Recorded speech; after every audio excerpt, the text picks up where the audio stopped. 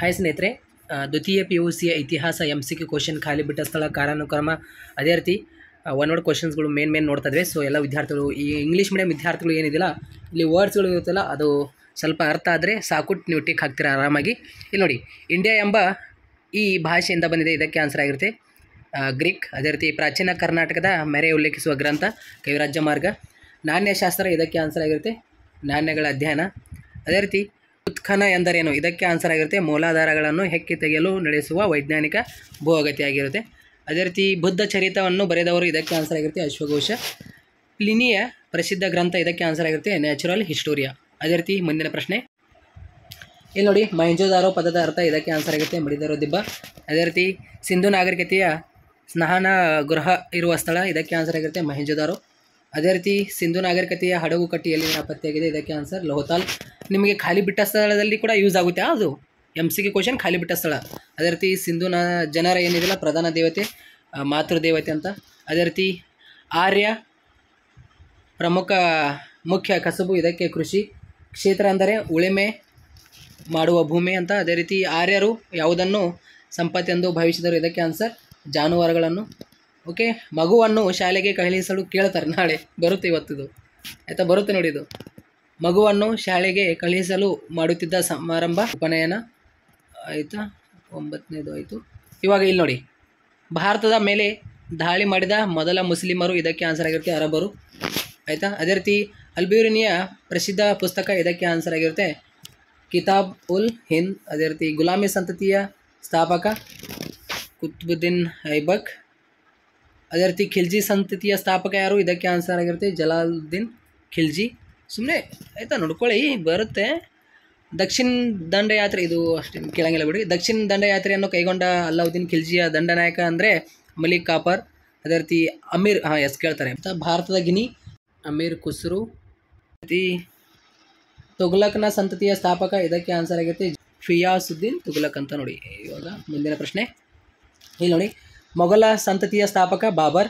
ಅಕ್ಬರ್ ಜಾರಿಗೆ ತಂದ ಹೊಸ ಧರ್ಮ ಯಾವುದಂದರೆ ದಿನ್-ಇ-ಇಲಾಹಿ. ಅದೇ ರೀತಿ ಹಲ್ದಿಘಾಟ್ ನಿಮಗೆ ಗೊತ್ತಿದೆ 1576. ಓಕೆ, ಇವಾಗ ಹುಮಾಯೂನ್ ಬರೆದವರು, ಓಕೆ ಇದು ನಿಮಗೆ ಏನು ಕೇಳಂಗಿಲ್ಲ ಬಿಡಿ. ಓಕೆ, ಗುಲ್ಬದನ್ ಬಾನು ಬೇಗಮ್ ಅಂತ, ಬಟ್ ಕೇಳಂಗಿಲ್ಲ ಅದು. ಅಕ್ಬರ್ ನಾಮ, ಇದು ಕೇಳ್ತಾರೆ ಅಬುಲ್ ಫಜಲ್. ನೋಡ್ಕೊಳ್ಳಿ, ಅಂದರೆ ಖಾಲಿ ಬಿಟ್ಟ ಸ್ಥಳದಲ್ಲಿ MCQ ಕ್ವಶನಲ್ಲಿ ಕವರ್ ಆಗುತ್ತಿದ್ದು, ಅಂದರೆ ಒನ್ ವರ್ಡ್ ಕ್ವಶನಲ್ಲಿ ಕೂಡ ಕವರ್ ಆಗ್ಬೋದು. ಐನ್-ಇ-ಅಕ್ಬರಿ ಬರೆದವರು, ಇದಕ್ಕೆ ಆನ್ಸರ್ ಆಗಿರುತ್ತೆ ಅಬುಲ್ ಫಜಲ್. ತಾಜ್ ಮಹಲ್ನ ಪ್ರಧಾನ ಶಿಲ್ಪಿ, ಇದಕ್ಕೆ ಆನ್ಸರ್ ಉಸ್ತಾದ್ ಈಸಾ. ಅದೇ ರೀತಿ ಮುಂದಿನ ಪ್ರಶ್ನೆಗೆ, ಶಿವಾಜಿಯ ಕಿರೀಟಧಾರೆ ನಿಮಗೆಲ್ಲರಿಗೂ ಗೊತ್ತಿದೆಯಲ್ಲ 1674. ಮರಾಠರ ಸ್ಥಾಪಕ ಯಾರು, ಶಿವಾಜಿ ಆಯಿತಾ. ಚೌತ್ ಎಂದರೆ 1ನೇ 4 ಕಂದಾಯ ಅಂತ. ಅದೇ ರೀತಿ ಶಂಕರಾಚಾರ್ಯ ಜನ್ಮಸ್ಥಳ, ಇದಕ್ಕೆ ಆನ್ಸರ್ ಕಾಲ್ವಡಿ. ಅದೇ ರೀತಿ ಶಂಕರಾಚಾರ್ಯ ಸಿದ್ಧಾಂತ ಅದೇವತ್ತ. ರಾಮಾನುಜಾಚಾರ್ಯ ಸಿದ್ಧಾಂತ, ಓಕೆ ವಿಷ್ಣುದೇವತ, ಇದು ಆಪ್ಷನ್ ಸಿ ನೋಡ್ಕೊಳ್ಳಿ ಇದು ಆಯಿತಾ. ರಾಮಾನುಜಾಚಾರ್ಯಗೆ ಆಶ್ರಯ ನೀಡಿದ ಹೊಯ್ಸಳ ದೊರೆ ಯಾರಂದರೆ ಇದು ನೋಡ್ಕೊಳ್ಳಿ ವಿಷ್ಣುವರ್ಧನ್, ಅಂದರೆ ಬಿಟ್ಟಿದೇವ. ಅದೇ ರೀತಿ ಮಧ್ವಾಚಾರ್ಯರ ಜನ್ಮಸ್ಥಳ ಪಾಜಕ. ಅದೇ ರೀತಿ ಮಧ್ವಾಚಾರ್ಯರ ವಾಸುದೇವ ಅಂತ. ಮಧ್ವಾಚಾರ್ಯರ ಸಿದ್ಧಾಂತ ದೈವತ್ವ. ಬಸವೇಶ್ವರ ಜನ್ಮಸ್ಥಳ ಬಾಗೇವಾಡಿ, ನಿಮ್ಗೆ ಗೊತ್ತಿದೆ, ಇದು ಇಂಪಾರ್ಟೆಂಟ್, ಇದು ಕೇಳ್ತಾರೆ ಯಾವುದು ಬಸವೇಶ್ವರ ಜನ್ಮಸ್ಥಳ. ಮತ್ತು ಅನುಭವ ಮಂಟಪವನ್ನು ಧರ್ಮಗೋಷ್ಠಿ ಅಧ್ಯಕ್ಷತೆ ವಹಿಸಿದವರು ಯಾರಂದರೆ ಅಲ್ಲಮ್ಮ ಪ್ರಭು, ನಿಮಗೆ ಗೊತ್ತಿದೆ. ಮತ್ತು ಅದೇ ರೀತಿ ಮಧ್ವಾಚಾರ್ಯ ಸಿದ್ಧಾಂತ ಇರಂಗಿಲ್ಲ. ರಾಮಾನಂದರು ಜನಿಸಿದ ಸ್ಥಳ ಪ್ರಯಾಗ. ಸಿಖ್ ಧರ್ಮದ ಸ್ಥಾಪಕ ಯಾರು, ಓಕೆ ಗುರುನಾಯಕ್. ಅದೇ ರೀತಿ ಸಿಖ್ಖರ ಪವಿತ್ರ ಗ್ರಂಥ, ಓಕೆ ಗುರು ಗ್ರಂಥ ಸಾಹಿಬ. ಅದೇ ರೀತಿ ಭಾರತದಲ್ಲಿ ಡಚ್ಚರ ರಾಜಧಾನಿ ಪುಲಿಕಾಟ್. ಅದೇ ರೀತಿ ಭಾರತದಲ್ಲಿ ಫ್ರೆಂಚರ ರಾಜಧಾನಿ ಪಾಂಡಿಚೇರಿ. ಮೊದಲ ಕರ್ನಾಟಿಕ್ ಯುದ್ಧ ಮುಕ್ತಾಯಗೊಳಿಸಿದ ಒಪ್ಪಂದ ಎಕ್ಸ್ಲಾಯ್ ಚಾಪಲೆ. ಅದೇ ರೀತಿ ಮೊದಲನೆಯ ಆಂಗ್ಲೋ ಮೈಸೂರು ಒಪ್ಪಂದ ಕೊನೆಗೊಳಿಸಿದ ಒಪ್ಪಂದ ಮದ್ರಾಸ್. ಎರಡನೆಯ ಆಂಗ್ಲೋ ಮೈಸೂರು ಯುದ್ಧ ಮುಕ್ತಾಯಗೊಳಿಸಿದ ಒಪ್ಪಂದ ಮಂಗಳೂರು. ಮೂರನೆಯ ಆಂಗ್ಲೋ ಮೈಸೂರು ಯುದ್ಧ ಮುಕ್ತಾಯಗೊಳಿಸಿದ ಒಪ್ಪಂದ ಶ್ರೀರಂಗಪಟ್ಟಣ. ಮೈಸೂರಿನ ಹುಲಿ ಎಂದು ಟಿಪ್ಪುವನ್ನು ಕರೆಯಲಾಗಿದೆ. ಸಹಾಯಕ ಸೈನ್ಯ ಪದ್ಧತಿ ಜಾರಿಗೊಳಿಸಿದ ಜರ್ನಲ್ ಯಾರಂದರೆ ಲಾರ್ಡ್ ವೆಲ್ಲೆಸ್, ಇದು ಆಯಿತಾ. ದತ್ತು ಪುತ್ರರಿಗೆ ಹಕ್ಕಿಲ್ಲ ನೀತಿ ಭಾರತದಲ್ಲಿ ಜಾರಿಗೆ ತಂದವರು ಯಾರಂದರೆ ಲಾರ್ಡ್ ಡೌಲ್ಹೌಸಿ. ಓಕೆ, ಲಾರ್ಡ್ ಡೌಲ್ಹೌಸಿ, ಅದು ಆಪ್ಷನ್ ಬಿ ರಾಂಗ್ ಆನ್ಸರ್ ಅದು. Okay, option A correct answer ಆಗಿರುತ್ತೆ. ಮುಂದಿನ ಪ್ರಶ್ನೆ ನೋಡೋಣ ಇವಾಗ. ಅದೇ ರೀತಿ ಆಲೂರು ವೆಂಕಟರಾಯರ ಪ್ರಸಿದ್ಧ ಕೃತಿ ಕರ್ನಾಟಕದ ವೈಭವ. ಅದೇ ರೀತಿ ರಾಜ್ಯ ಏಕೀಕರಣದ ನಂತರ ಪುನರ್ವಿಂಗಡಣಾ ಮೈಸೂರು ಸಮಿತಿಯ ಪ್ರಥಮ ಚೇಂಬರ್ ಯಾರು? ಮುಖ್ಯಮಂತ್ರಿ ಫಜಲ್ ಅಲಿ ಗೊತ್ತಿದೆ ಎಸ್. ನಿಮಗೆ? ಕರ್ನಾಟಕ ನಿಜಲಿಂಗಪ್ಪ. ನೋಡಿ ಆಯ್ತಾ? ಇದು ಕೇಳಂಗಿಲ್ಲ ಭಾರತದ ನಿಮಗೆ. ಉಕ್ಕಿನ ಮನುಷ್ಯ ಯಾವುದು? ಸರ್ದಾರ್ ವಲ್ಲಭಾಯ್ ಏಕೀಕರಣ ಪಟೇಲ್. ನಂತರ ಖಾಲಿ ಬಿಟ್ಟ ಸ್ಥಳ ನೋಡ್ರಿ, ಖಾಲಿ ಬಿಟ್ಟ ಸ್ಥಳ ಬೇಗ ಬೇಗ. ಪ್ರಥಮ ವೇದ ಇದಕ್ಕೆ ಆನ್ಸರ್ ಆಗಿರುತ್ತೆ. ಇಲ್ಲಿ ಮೇಲ್ಗಡೆ ಆನ್ಸರ್ ಕೊಟ್ಟಿದ್ದೇನೆ ಇಲ್ಲೇನು ಆಯ್ತಾ? ಪ್ರಥಮ ವೇದ ಇದಕ್ಕೆ ಆನ್ಸರ್ ಋಗ್ವೇದ. ಅದೇ ರೀತಿ ಕುಶಾನರ ಪ್ರಸಿದ್ಧ ದೊರೆ ಇದಕ್ಕೆ ಆನ್ಸರ್ ಆಗಿರುತ್ತೆ ಕಾನಿಷ್ಕ. ತಾಜ್ ಮಹಲ್ನ ಪ್ರಧಾನ ಶಿಲ್ಪಿ ಉಸ್ತಾದ್ ಈಸಾ. ಅದೇ ರೀತಿ ಆರ್ಯ ಸಮಾಜ ಸ್ಥಾಪಕ ಇದಕ್ಕೆ ಆನ್ಸರ್ ಆಗಿರುತ್ತೆ ದಯಾನಂದ ಸರಸ್ವತಿ. ಕರ್ನಾಟಕ ಕೇಸರಿ ಎಂದು ಪ್ರಸಿದ್ಧರಾದವರು ಗಂಗಾಧರ್ ರಾವ್ ದೇಶಪಾಂಡೆ.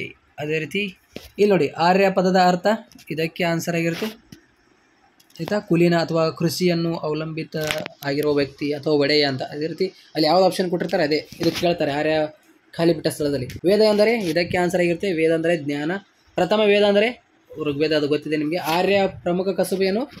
ಕೃಷಿ, ಅದು ಗೊತ್ತಿದೆ ನಿಮಗೆ. ಕ್ಷೇತ್ರ ಎಂದರೇನು ಆಯಿತಾ? ಉಳುಮೆ ಮಾಡುವ ಭೂಮಿ ನಿಮ್ಗೆ ಗೊತ್ತಿದೆ. ಆರ್ಯರು ಸಂಪತ್ತೆಂದು ಭಾವಿಸಿದರು. ಇದಕ್ಕೆ ಜಾನುವಾರುಗಳು. ಅದೇ ರೀತಿ ಮಗುವನ್ನು ಸೆಹಲೆಗೆ ಕಳಿಸಲು ಮಾಡುತ್ತಿದ್ದ ಸಮಾರಂಭ ಉಪನಯನ ಸಮಾರಂಭ. ಅದೇ ರೀತಿ ಇವಾಗ ಬೇರೆ ಮಾದರಿ ಪ್ರಶ್ನೆ ಪತ್ರಿಕೆ. ಕುಶಾನರ ಮೂಲ ಸ್ಥಳ ಸುಮ್ಮನೆ ನೋಡ್ಕೊಳ್ಳಿ, ಇದು ಚೀನಾ. ಕುಶಾನರ ಮೊದಲ ಅರಸ ಆಯಿತಾ? ಕುಜಲ್ ಕಾರ್ಡ್ ಫೈಸಸ್ ಆಯಿತಾ? ಅದೇ ರೀತಿ ಕುಶಾನರ ಪ್ರಸಿದ್ಧ ದೊರೆ ಕಾನಿಷ್ಕ. ಅದೇ ರೀತಿ ಕಾನಿಷ್ಕನನ್ನು ಸೋಲಿಸಿದ ಚೀನಾ ಸೇನಾನಿ ಪಾನ್ ಚೌ. ಅದೇ ರೀತಿ ಕಾನಿಷ್ಕನ ರಾಜಧಾನಿ ನಿಮ್ಗೆ ಗೊತ್ತಿದೆ ಪುರುಷಪುರ. ಅದೇ ರೀತಿ ಬೇರೆ ಪ್ರಶ್ನೆ ನೋಡೋಣ. ನಾ ಯಾವ್ದು ಹೇಳ್ತೀನಿ ಅದು ಅಷ್ಟೇ ಅಬ್ಸರ್ವ್ ಮಾಡಬೇಕು. ಮೊದಲನೇ ಪಾನಿಪತ್ ಕದನ ಏನು ನಡೀತು? 1526 ಆಯಿತಾ? ಎರಡನೇ ಪಾನಿಪತ್ ಕದನ ಯಾವಾಗ ನಡೀತು? 1556. ನಿಮಗೆಲ್ಲರಿಗೂ ಗೊತ್ತಿದೆ. ಮೊಘಲ ಸಂತತಿ ಸ್ಥಾಪಕ ಬಾಬರ್. ಅದೇ ರೀತಿ ಅಕ್ಬರ್ನ ಪ್ರಸಿದ್ಧ ಕಂದಾಯ ಮಂತ್ರಿ ಅವೇ ರಿಪೀಟ್ ಆಗಿದೆ. ಐನ್ ಇ ಅಕ್ಬರಿ ಗ್ರಂಥ ಬರೆದವರು ಅಬುಲ್ ಫಜಲ್ ಆಯಿತಾ? ಅದು ಕೇಳ್ತಾರೆ, ಇವೆಲ್ಲ ಅವೇ ರಿಪೀಟ್ ಆಗಿದೆ. ಅದೇ ರೀತಿ ಬೇರೆ ನೋಡೋಣ. ಗೊಂಡವನ ರಾಜ್ಯದ ರಾಣಿ ದುರ್ಗಾವತಿ ನೋಡ್ಕೊಳ್ಳಿ, ಅದು ಬೇರೆ ನೋಡೋಣ ಬನ್ನಿ. ಇವಾಗ ರಿಪೀಟ್ ಆಗಿದೆ ಬಿಡ್ರಿ, ಮತ್ತೆ ರಿಪೀಟ್ ಆಗಿದ್ದು ಕ್ವಶನ್ಸ್ ಹೇಗೆ ನೋಡೋದು, ಟೈಮ್ ಎಷ್ಟು ಆಗುತ್ತೆ. ಜೈನ ಧರ್ಮ ಇದಕ್ಕೆ ಆನ್ಸರ್ ಆಗಿರುತ್ತೆ. ಋಷಭನಾಥ ಸಮುದ್ರಗುಪ್ತ ಇದಕ್ಕೆ ಆನ್ಸರ್ ಆಗಿರುತ್ತೆ. ಕವಿರಾಜ್ಯ ನಾನಾ ಸಾಹೇಬ್ ಇದಕ್ಕೆ ಆನ್ಸರ್ ಆಗಿರುತ್ತೆ. ಕಾನ್ಪುರ್. ಎರಡನೇ ಇಬ್ರಾಹಿಂ ಆದಿಲ್ ಶಾ ಇದಕ್ಕೆ ಆನ್ಸರ್ ಆಗಿರುತ್ತೆ. ಇಲ್ಲಿ ಕೆಳಗಡೆ ಇದೆ. ಎರಡನೆಯ ಇಬ್ರಾಹಿಂ ಆದಿಲ್ ಶಾ ಇದಕ್ಕೆ ಆನ್ಸರ್ ಆಗಿರುತ್ತೆ. ಕಿತಾಬ್ ಇ ನವರಸ. ರಾಮಕೃಷ್ಣ ಮಿಷನ್ ಇದಕ್ಕೆ ಆನ್ಸರ್ ಆಗಿರುತ್ತೆ. ಸ್ವಾಮಿ ವಿವೇಕಾನಂದ ಆಗಿರುತ್ತೆ. ನಿಮಗೆ ಹೊಂದಿಸಿ ಬರೆಯಲ್ಲಿ ಇದು ಸುಮ್ಮನೆ ಇಂಪಾರ್ಟೆಂಟ್ ಆಗುತ್ತೆ. ಶ್ರೀಗುಪ್ತ ಇದಕ್ಕೆ ಆನ್ಸರ್ ಆಗಿರುತ್ತೆ.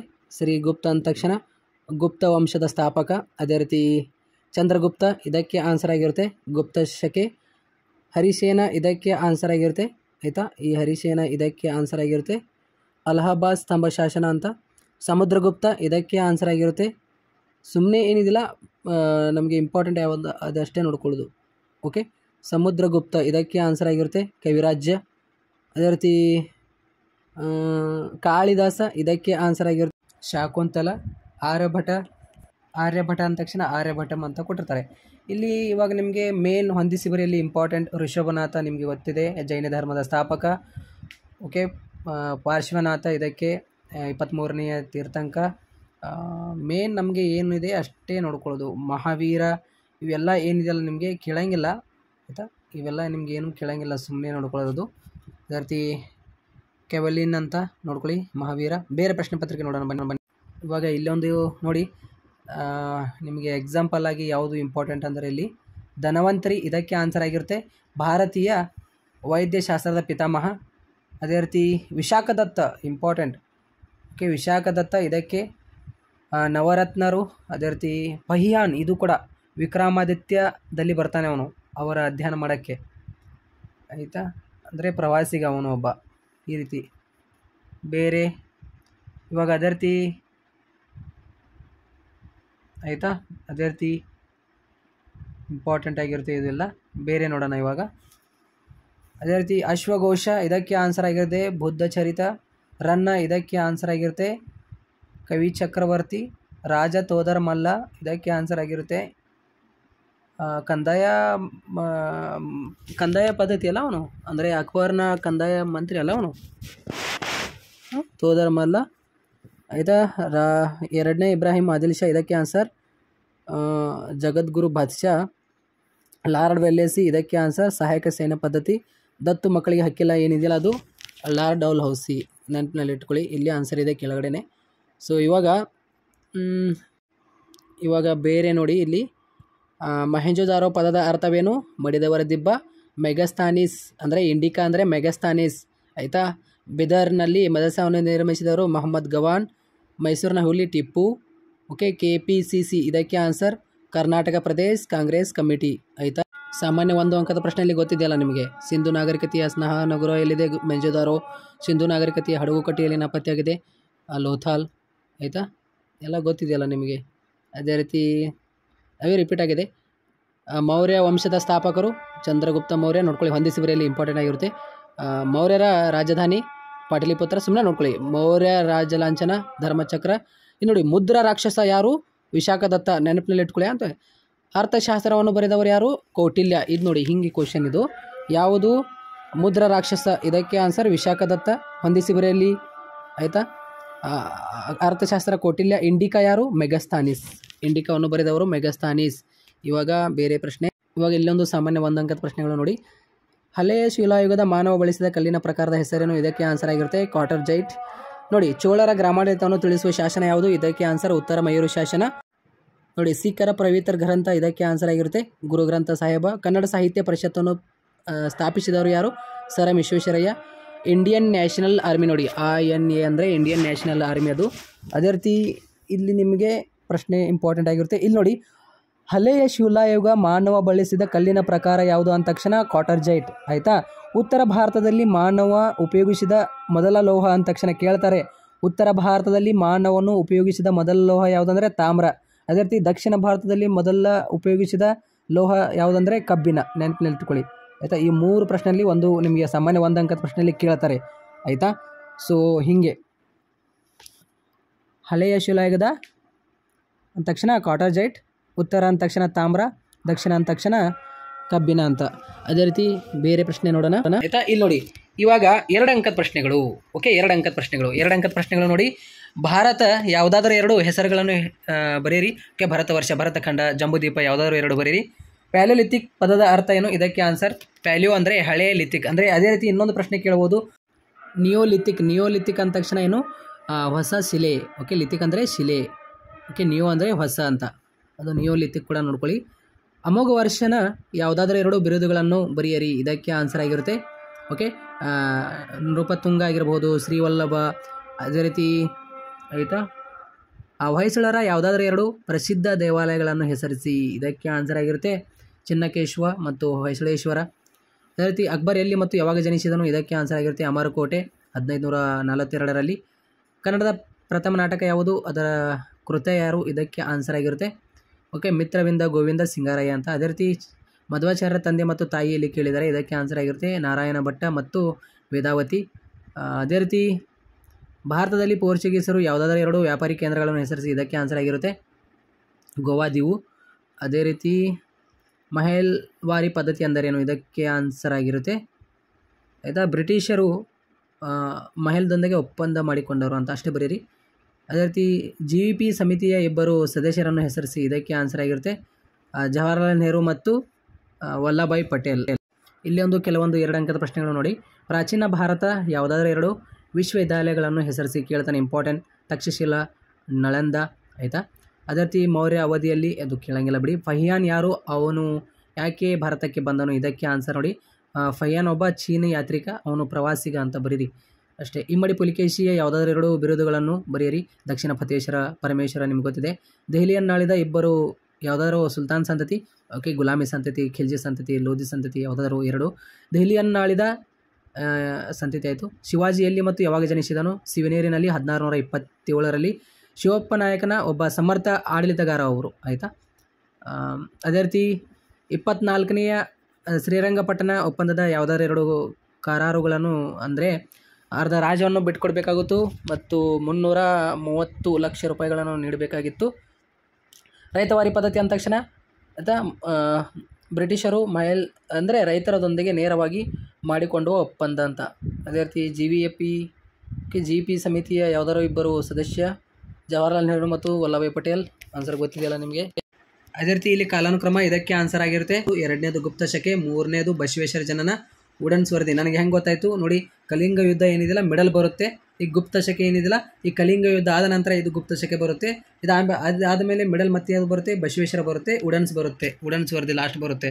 ಇವಾಗ ನೀವು ಇಶ್ವಿ ಆಗಬೇಕಂತ ಏನಿಲ್ಲ, 1ನೇದು ಇದು ಬರಬೇಕು, 2ನೇದು ಇದು ಬರಬೇಕು, 3ನೇದು ಇದು ಬರಬೇಕು, 4ನೇದು ಇದು ಬರಬೇಕು, ಆಯಿತಾ. ಅದೇ ರೀತಿ ಇಲ್ಲೊಂದು ಪ್ರಶ್ನೆ ಇದೆ ನೋಡಿ, ಯಾವುದೋ ಒಂದು ಪ್ರಶ್ನೆ ಅಂದರೆ 1ನೇದು ಇದು ಬರುತ್ತೆ, ಅದೇ ರೀತಿ 2ನೇದು ಇದು ಬರುತ್ತೆ, ಅದೇ ರೀತಿ 3ನೇದು ಇದು ಬರುತ್ತೆ, ಇದು 4ನೇದು ಬರುತ್ತೆ. ಅರ್ಥ ಆಯ್ತಾ? ಈ ರೀತಿಯಲ್ಲಿ ಇಲ್ಲಿ ಏನು ಅದಾವಲ್ಲ, ಇದು ನಿಮಗೆ ಕೇಳಿದರೆ ಇದು 1ನೇದಾಗಿರುತ್ತೆ ಆನ್ಸರ್. ನಿಮಗೆ ವಿಕ್ರಮ ಶಕೆ ಅಂತ ಒಂದು ಬಾರಿ ಕೇಳಿದ್ರೆ ಇದಕ್ಕಿಂತ ಮೊದಲನೇದು ಅದೇ ಆಗುತ್ತೆ ವಿಕ್ರಮ ಶಕೆ. ಅದು ಯಾಕೆಂದರೆ 57, 58ರಲ್ಲಿ ಪ್ರಾರಂಭ ಆಗಿದೆ. ಇವೆಲ್ಲ ಏನದಲ್ಲ ವಿಕ್ರಮ ಶಕೆ ಆದ ನಂತರ ಇವು ಬರ್ತಾವೆ, ಎಲ್ಲ ಆರ್ಯರ ಆಗಮನ ಇವೆಲ್ಲ ಬರ್ತವೆ. ಇವೆಲ್ಲ ಇದರೊಳಗಿಂದ ಯಾವ್ದಾದ್ರು ಒಂದು ನಿಮಗೆ ಕೇಳಿದರೆ ಆಯಿತಾ, ಅದು 1ನೇದೇ ಹಾಕ್ರಿ. ಅದು ಆರ್ಯರ ಆಗಮನ, ಕಳಿಂಗ ಯುದ್ಧ, ಗುಪ್ತ ಶಕೆ, ಫಹಿಯಾನ್ ಭೇಟಿ, ಅದೇ ರೀತಿ ನರ್ಮದಾ ನದಿ, ಸುಲೇಮಾನ್ ಭೇಟಿ ಇವೆಲ್ಲ ಆಯಿತಾ. ಇಲ್ಲಿ ತಕ್ಳಂ ಕದನ, 1ನೇ ಮತ್ತು 2ನೇ ಕದನ ಆಯಿತಾ. 1ನೇ ಪಾನಿಪತ್ ಕದನ 1526, 2ನೇ ಪಾನಿಪತ್ ಕದನ 1556, ಅದೇ ರೀತಿ ಹೀಗೆ ತಾಲಿಕೋಟೆ ಕದನ ಹೀಗೆ 1565. ಇವೆಲ್ಲ ಮಿಡಲ್ಸ್ ಬರುತ್ತೆ ಬಿಡ್ರಿ. ಡ್ಯಾಶ್ ವೇದಗಳ ಕಾಲದ ಮಹಿಳಾ ವಿದ್ವಾಂಸಿ, ಇದಕ್ಕೆ ಆನ್ಸರ್ ಆಗಿರುತ್ತೆ ಅಲ್ಲಿ ಲೋಪಮುದ್ರ, ಅದೇ ರೀತಿ ಕುಶಾನರ ಪ್ರಸಿದ್ಧ ದೊರೆ ಕಾನಿಷ್ಕ್ಯ, ಅದೇ ರೀತಿ ಗೊಂಡಾನದ ರಾಣಿ, ಇದಕ್ಕೆ ದುರ್ಗಾವತಿ. ಭಾರತೀಯ ಪುನರ್ಜೀವನದ ಪಿತಾಮಹ ನಿಮ್ಗೆ ಗೊತ್ತಿದೆ ಯಾರು, ಇದು ರಾಜಾರಾಮ್ ಮೋಹನ್ ರಾಯ್. ಇದು ಕರ್ನಾಟಕದ ಏಕೀಕರಣ ಅಂದರೆ ಏಕೀಕರಣದ ನಂತರ ಮೈಸೂರಿನ ಮೊದಲ ಮುಖ್ಯಮಂತ್ರಿ KC ರೆಡ್ಡಿ. ಇವಾಗ ಇಲ್ಲೊಂದು ನಿಮಗೆ ಇಂಪಾರ್ಟೆಂಟ್ ಅಂದರೆ ಹೊಂದಿಸಿವರಿಯಲ್ಲಿ ಮಹಾವೀರ, ಇದಕ್ಕೆ ಆನ್ಸರ್ ಆಗಿರುತ್ತೆ ಆಯಿತಾ. ಘನಾಧರ ಅಂತ. 2ನೇಯ ಗುಪ್ತ, ಇದಕ್ಕೆ